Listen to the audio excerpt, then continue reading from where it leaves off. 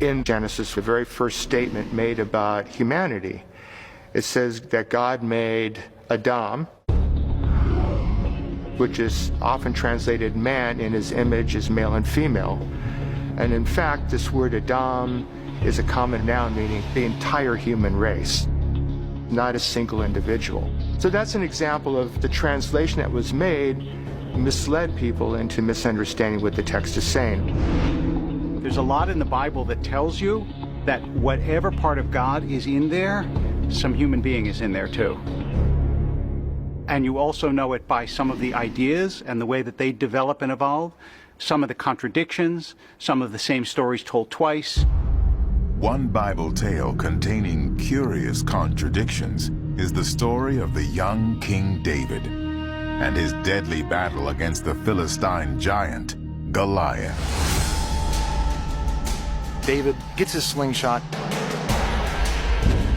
he throws the rock,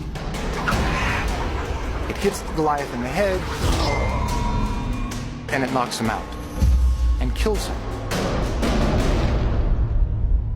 And if you read 1 Samuel 17, 49 and 50, it says, and he killed him with the stone, and then it specifically says there was no sword in his hand.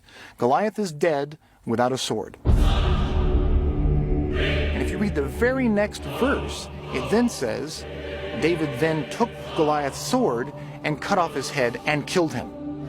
So now you've got Goliath being killed twice. However, in 2 Samuel 21, we have a different name, Elhanan, instead of David, as the one who killed Goliath.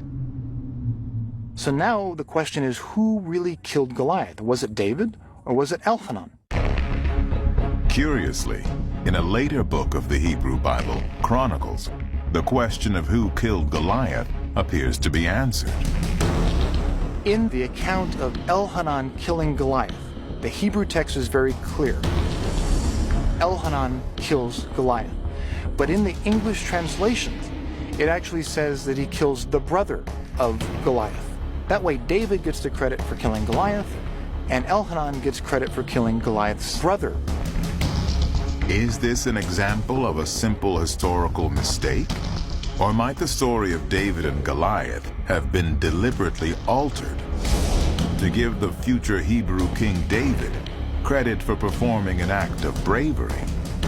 We know these books are not historically accurate because they have discrepancies in them and contradictions among themselves. They are at odds with one another. They're clearly told from a particular religious perspective. They're not disinterested history the way we would think of it today.